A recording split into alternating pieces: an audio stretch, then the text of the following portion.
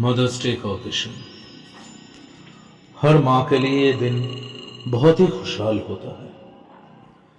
मैं भी आज बहुत खुश हूँ। मेरे ही सामने मेरी बीवी और हमारा 1 साल की छोटी बेटी अपने माँ के गोद में कितनी खुश है। मेरी पत्नी हेमा भी अपनी बेटी को पाकर बहुत खुश है। हर संतान अपनी जिंदगी में बहुत सारी खुशियां लाते हैं, लेकिन ये आज से 2 साल पहले ये कहानी कुछ और ही हुई थी। 2 साल पहले का वो सिर्फ कुछ महीने हमारे लिए किसी मौत के मंजर से कम नहीं था। उस वक्त मेरी पत्नी हेमा पेट से थी। उसका प्रेगनेंसी का पीरियड चल रहा था। उसी वक्त मेरे ऑफिस में से मुझे ट्रांसफर करवा दिया गया। ऑफिस से ही हमको एक नया घर भी दिया गया था। हालांकि एक नए घर में जाने के लिए हम सब एक्साइटेड भी थे, पर ये तब नहीं जानते थे कि कितने बड़े मुसीबत के सामने हम लोग जा रहे हैं, या कौन सा खौफ अपना हाथ देकर हमें बुला रही है। जैसे ही हम उस घर के नजदीक पहुंचे, एक अजीब सा फीलिंग्स मुझे हो रहा था, लेकिन हेमा बहुत खुश थी। उसका खुशी देखकर मैंने कुछ बोला नहीं। ये घर नहीं, एक छोटा मोटा विला जैसा ही है।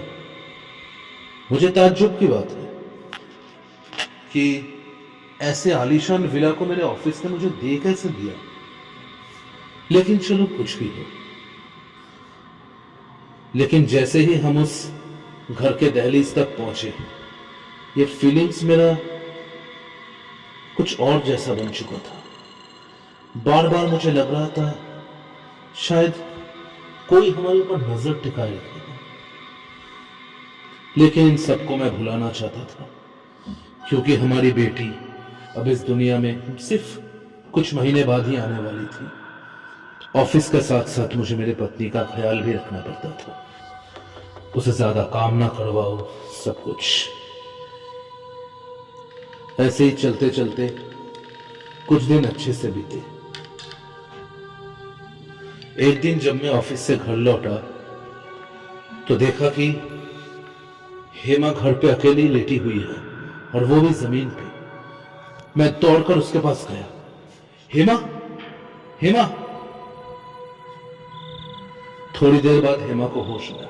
जो नौकर हमने रखा था वो भी इस घर में पहले काम करता था। उस नौकर ने घर के आसपास देखकर कहा कि साहब, क्या मेम साहब उस नीचे वाले घर पे गई थी? नीचे वाला घर? You mean basement? इस घर पे कोई बेसमेंट भी है? मैं आपको ये पहले ही बता देना चाहता था साहब, लेकिन बता नहीं पाया। क्या क्या बताना चाहते थे तुम? वो साहब, यहां पे इस बेसमेंट में जाना मना है। बेसमेंट में जाना मना है? क्यों? मैं इससे ज्यादा आपको कुछ बता नहीं सकता साहब, लेकिन अच्छा होगा अगर उस बेसमेंट में आप नहीं जाए। बहुत दिनों से बंद पड़ा था ना, और मेम साहब अभी पेट से भी है, तो शायद वहां पे फिसल गई होगी या कुछ हो गया होगा। मुझे लगा ये आदमी कुछ छुपा रहा है, लेकिन अभी हेमा का टेक केयर करना मेरे लिए बहुत जरूरी था, इसलिए मैंने 3 दिन की छुट्टी ले ली। हेमा को जब होश आया तो मैंने उससे पूछा कि वो उस बेसमेंट में क्यों गई थी। वो बोली कि जब वो घर का थोड़ा बहुत काम कर रही थी तो उसे किसी बच्चे के चिल्लाने की आवाज सुनाई दी। बच्चे की? ये कैसे हो सकता है? इस घर पे हमारे सिवा तो और कोई है नहीं। उसने भी यही सोचा था, लेकिन वो बार बार कह रही थी कि उसने किसी बच्चे की पुकार सुनी है, मानो मां मां कह के पुकार रही हो, मां मां कहकर पुकार रही हो, और वो आवाज उस बेसमेंट से ही आ रही है। लेकिन तुमने उस बेसमेंट के अंदर क्या देखा था? तो बोली कि जैसे ही वो उस बेसमेंट के अंदर गई, वहां पे बहुत अंधेरा था। उसके सामने एक तस्वीर थी जिसको सही से देख नहीं पाई। उससे पहले ही वो बेहोश हो गई और ये नौकर बोलकर गया कि उस बेसमेंट में नहीं जाने के लिए। तो क्या है ये सब? अगले दिन सुबह सब कुछ नॉर्मल करने की कोशिश कर रहा था। हेमा को ब्रेकफास्ट भी दिया देकर मैं मार्केट से कुछ सामान लेने गया था। लेकिन सामान लाकर जो मैंने देखा, ये मुझे कुछ सही नहीं लगा। मैंने देखा कि हेमा अकेले किसी के साथ बात कर रही है और ये बात मानो वो किसी बच्चे से कर रही है। हेमा, हेमा! वो मेरी तरफ देखकर मुस्कुरा रही थी। बोली कि ये छोटा बच्चा भी यहां पे रहता है, ये भी हमारे साथ रहना चाहता है। वो मुझे अपना मां समझती है। हेमा, तुम किसकी बात कर रही हो? यहाँ पे कोई बच्चा नहीं है। तुम क्या कर रही हो? वो मुझसे शिकायत करने लगी कि मैं क्यों नहीं देख पा रहा हूं। लेकिन सच्चाई तो यह है कि मैं साफ साफ देख रहा हूं कि हेमा हवा में बात कर रही है, उसके सामने कोई नहीं है। हेमा देखो, ऐसे सिचुएशन में तुम्हें स्ट्रेस नहीं लेना चाहिए। प्लीज तुम रेस्ट करो अभी। अब जो देखा उसके लिए मैं रेडी नहीं था। हेमा ने मेरा हाथ पकड़कर पीछे कर दिया। अगर तुम मेरे और मेरे बच्चे के बीच में आए तो सही नहीं होगा। कौन सा बच्चा? हमारा बच्चा इस दुनिया में आया नहीं है। तुम किस बच्चे की बात कर रही हो? पता नहीं हेमा को कुछ वहम हुआ होगा या नहीं। उस शाम को मैं घर के बाहर थोड़ा रुका हुआ था। फिर से मुझे वो अजीब सा फीलिंग होने लगा, मानो कि मेरे इर्द गिर्द कोई है। कोई इधर से उधर जा रहा है, उधर से इधर आ रहा है। लेकिन क्या है? किस चीज को मैं देख नहीं पा रहा हूं? क्या है ये? हेमा भी सो रही थी। सोचा क्यों ना मैं जाकर अपने कुछ काम खत्म कर लूं। जैसे मैं घर के अंदर गया, मैं देखा हेमा सोफा पर बैठी हुई थी। उसके हाथ में कुछ फोटोज है और जाकर देखा तो उसमें करीबन 4 से 5 साल के एक छोटे से बच्चे का फोटो है। हेमा, ये किसके फोटोज है? तुम्हें कहां से मिले? वो पीछे घूमकर ही मुझे बोली, क्या तुम्हें दिखाई नहीं देता? मैं मेरे बेटे की फोटोज देख रही हूं, परेशान मत करो। ये हमारा बेटा नहीं है। और ये फोटोज तुम्हें मिले कहां से? मैं देखा कि हेमा के शक्ल धीरे धीरे बदल रहे हैं, उसके बाल बिखर रहे हैं। मैं जानता हूं ऐसे सिचुएशन में स्ट्रेस नहीं लेना चाहिए, ऐसा होता है, लेकिन ये तो कुछ ज्यादा ही हो रहा है। अगर तुम मेरे और मेरे बेटे के बीच में आए तो मैं तुम्हें जिंदा नहीं छोड़ूंगी। चले जाओ यहां से, मुझे और मेरे बेटे को अकेले छोड़ दो। तुम किसकी बात कर रही हो? मैं धीरे धीरे पीछे होता गया। अब यह माजरा कुछ और बनने जा रहा था। मुझे लगा कि जरूर मुझे अब डॉक्टर को बुलाना चाहिए। डॉक्टर आकर चेकअप्स किए, लेकिन उसके सिम्टम्स सब सही थे। डॉक्टर्स भी इस चीज को निकालने के लिए नाकामयाब हो गए। अब हेमा का कंडीशन और बदल रहा था। वो सुबह से शाम हवा में बातें करती थी, मानो किसी बच्चे के साथ खेल रही हो, उसे खाना खिला रही हो। लेकिन वो किसे, ये मुझे क्यों नहीं दिखाई देता? अब पानी सर से ऊपर चला गया था। मैं एक दिन हेमा का हाथ पकड़कर बोला, हेमा बहुत हो रहा है, देखो तुम प्रेगनेंसी के टॉप पीरियड पे जा रही हो, इस तरीके की पागलपंती मत किया करो। और तब उसने मेरी तरफ ऐसे नजर से देखा जिसे मैंने इसे कभी नहीं देखा था। तेरी इतनी जुर्रत, तो मेरे बेटे को मुझसे अलग करना चाहता है? चला जा यहां से, चला जा। देखते ही देखते घर के सारे शीशे खिड़की इधर से उधर होने लगे, दरवाजे खुलने लगे फिर बंद होने लगे। एक जोर की हवा चल रही थी घर पे। हेमा मेरे सामने से पीछे की तरफ जा रही थी और तभी शीशे में मैंने देखा एक परछाई हेमा के सामने, करीबन 4 से 5 साल की एक बच्चे की, जो हेमा को पकड़ के रखी थी। लेकिन वो असलियत तो मुझे दिखाई नहीं दे रही है।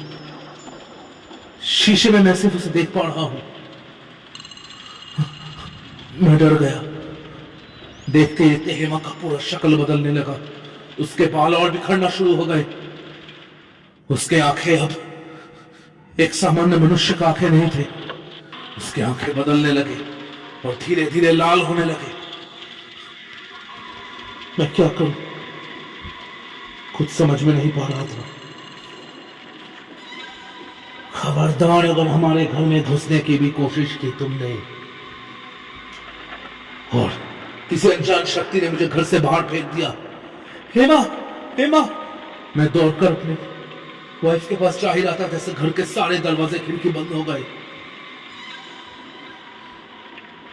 इस चीज की जानकारी अब मुझे सिर्फ एक ही इंसान दे सकता है, बीजू, हमारे घर का नौकर। मैं दौड़कर उसके घर पहुंचा। मुझे इस वक्त देखकर वो भी अचंभित रह गया था। साहब, आप इस वक्त? क्या मेम साहब सही है? तुम्हें कैसे पता कि मैं तुम्हें जब इस बारे में बात करने आया था? साहब, आप पहला इंसान नहीं है जो इस घर पे रहने आए हैं।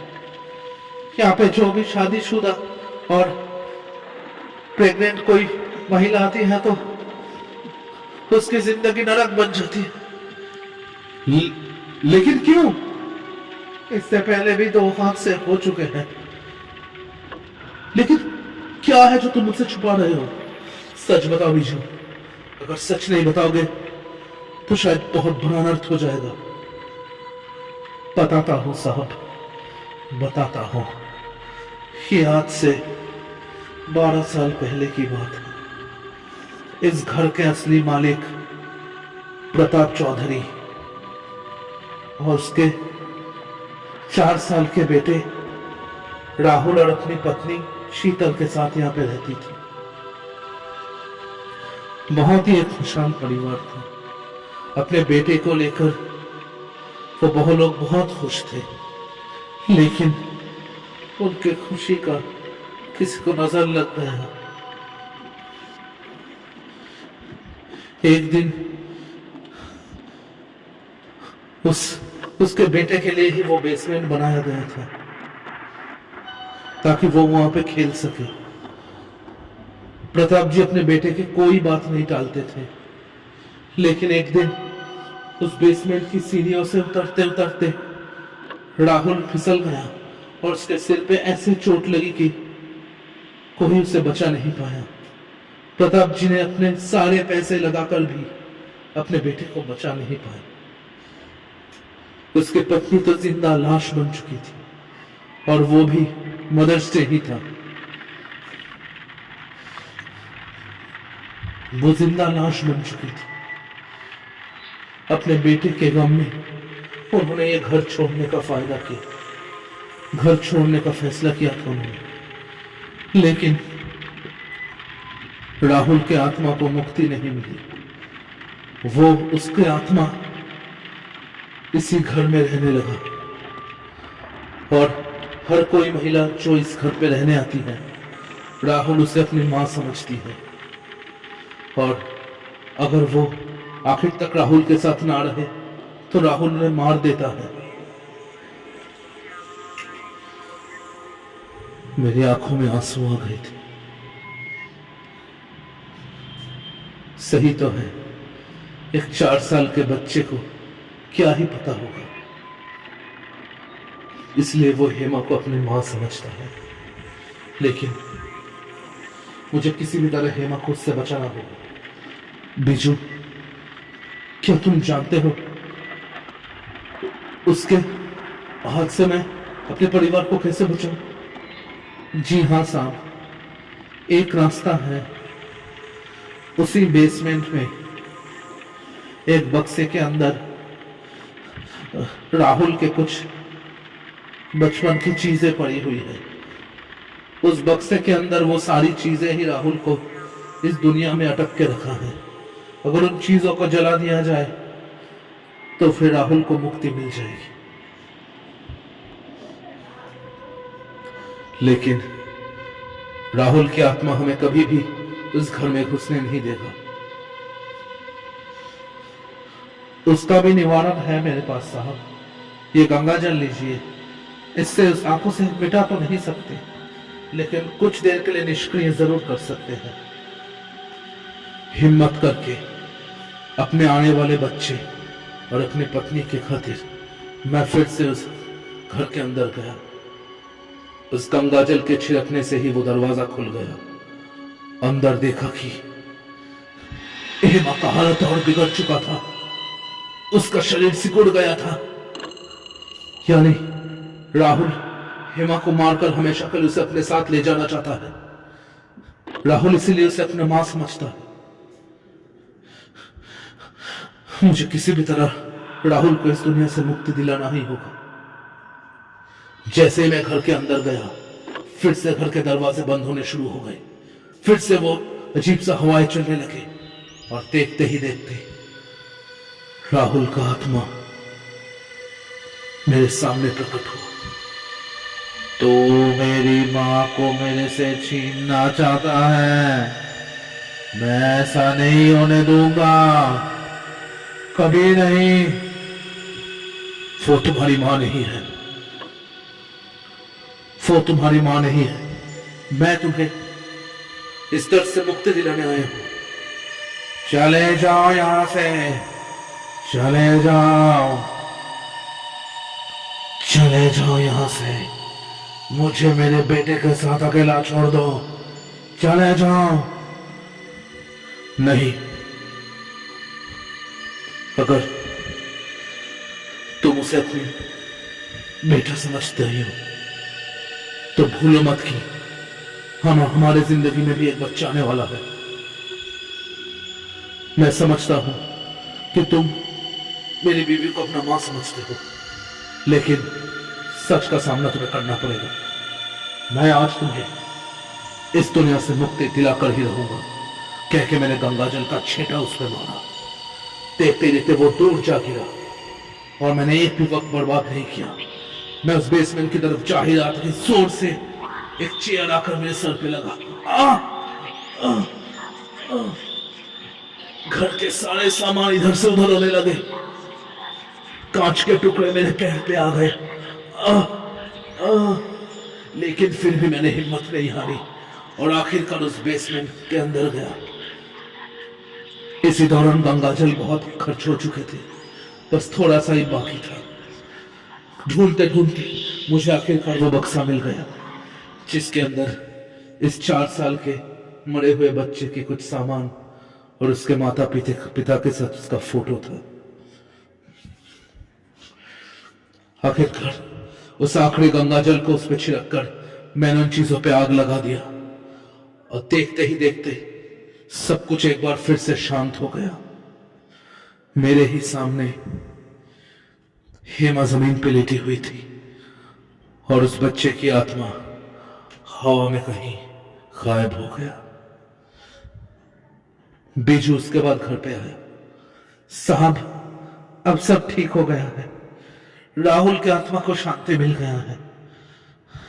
अब आपको कोई हानि नहीं होगी। हेमा को कुछ याद नहीं था।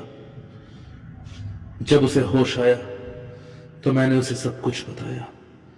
राहुल का फोटो देखकर वो मन ही मन रो रही थी। क्यों न रोए, आखिर वो भी तो एक मां ही बनने वाली है। इसलिए किसी भी बच्चे को देखकर उसे दुख होगा ही। बीजू से हमने पता किया आखिर राहुल के परिवार अब कहां रहते हैं। राहुल का सिर्फ एक ही फोटो था। हम राहुल के परिवार वालों के पास गए। जाकर जो भी हुआ हम लोगों ने उन्हें बताया। उसकी मां सब सुनकर फिर से रो पड़ी। राहुल के सिवा उसके दुनिया में अब कोई नहीं है। अपने पहले बेटे को उसने खो दिया था। सब कुछ हो जाने के बाद आखिरकार हम लोगों ने उस घर को छोड़ दिया और फिर अपने दूसरे शहर में हम लोग शिफ्ट हो गए। इस हादसे को 2 साल बीत चुके हैं। आज हमारी जिंदगी में कोई प्रॉब्लम नहीं। मेरी बेटी, मेरी वाइफ सामने ही है। खुशी से दोनों खेल रहे हैं। मदर्स डे पे मेरी बीवी बहुत खुश है आज अपने बेटी को गोद में लेकर। मैं जानता हूं राहुल इस दुनिया से मुक्त हो चुका है। हम लोग को राहुल फिर कभी नहीं दिखाई दिया, लेकिन राहुल भी जरूर कहीं ना कहीं पे अब शांति से रह रहा होगा, क्योंकि उसके आत्मा को मुक्ति मिल गई है। मैं यही दुआ करता हूं हर मां को संतान का सुख हमेशा मिले और हर संतान को माता पिता का प्यार और आशीर्वाद हमेशा मिले। तो दोस्तों, अगर आपको ये स्टोरी पसंद आया हो तो प्लीज चैनल को सब्सक्राइब कर दीजिए और ज्यादा से ज्यादा लाइक कीजिए और हमारे चैनल को ग्रो करने में हेल्प कीजिए। बहुत जल्दी एक और नई स्टोरी के साथ हम लोग फिर वापस आएंगे। तब तक के लिए बाय।